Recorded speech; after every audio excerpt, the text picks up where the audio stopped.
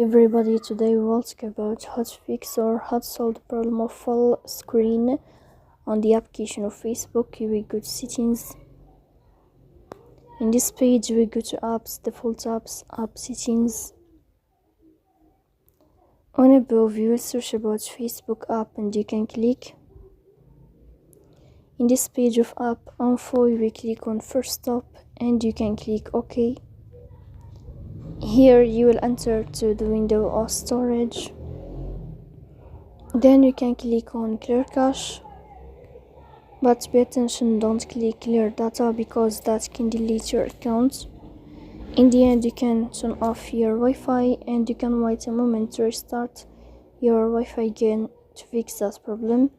So please don't forget to support us by like and subscribe. See you next time in another video, and thank you for your watching and your attention.